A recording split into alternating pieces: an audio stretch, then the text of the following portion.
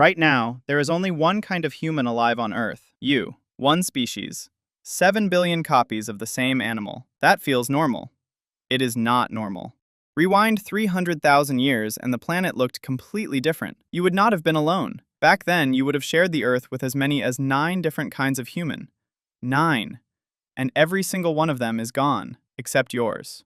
So what happened to the rest of us? For almost all of human history, being human did not mean being us. It meant being one branch on a very crowded tree. There were the Neanderthals, stocky, powerful, built for the freezing edges of Ice Age Europe. There were the Denisovans, a ghost lineage we found mostly through their DNA, scattered across Asia. There were the hobbits of the island of Flores, a tiny human, barely a meter tall, that survived in its own little world. And more we are only beginning to find. Homo naledi, Homo luzonensis, Homo erectus. The truth is simple and strange. For hundreds of thousands of years, you were just one human among many. Now, forget the cartoon. The grunting, dim-witted caveman dragging a club, that image is wrong. Neanderthals had brains as large as yours, in some cases larger. They built tools.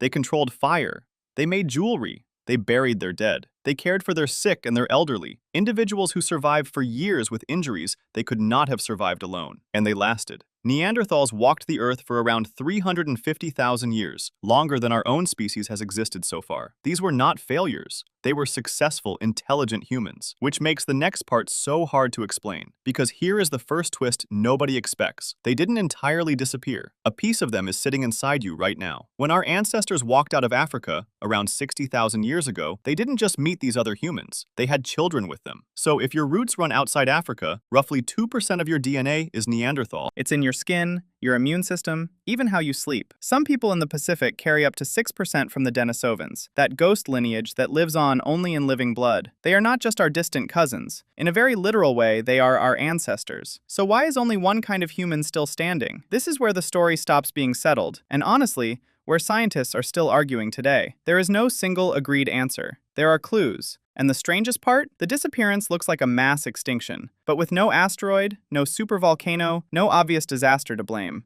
Just one new factor that appears everywhere these humans vanish. A single species, spreading across the world. Ours. Theory 1. We simply outsurvived them. We wanted the same caves, the same prey, the same valleys. We were competitors. Neanderthals were specialists, superb at hunting big Ice Age animals. But specialists have a weakness. When the climate lurched and the great herds thinned, their whole way of life thinned with them. We were generalists. We ate fish, plants, small game, whatever the land gave us. When times got hard, we bent. They broke. But the newest research points somewhere unexpected. Not strength, not even intelligence, connection. Our ancestors built wide, loose webs of contact, trading, sharing, staying linked to groups far away. Neanderthals lived in smaller, tighter, more isolated bands. And when disaster struck one group, the network carried them. A bad winter wasn't the end. Someone, somewhere down the line, could help. Neanderthals were strong, but strong and alone loses to weaker and connected. They didn't lack power, they lacked each other. And maybe the gentlest theory is the truest. Maybe they never really died out at all. Maybe they were absorbed. Picture small waves of our ancestors moving into Neanderthal lands, generation after generation, mixing in. Over thousands of years, the Neanderthal line doesn't end, it blends, until there's no separate Neanderthal left. Only the DNA. Not a war, a merger. Under this idea, the other humans didn't vanish from the Earth, they vanished into us. But there's a darker thread running under every one of these theories, because of what we are. We are the most dangerous animal that has ever lived. We hunted mammoths,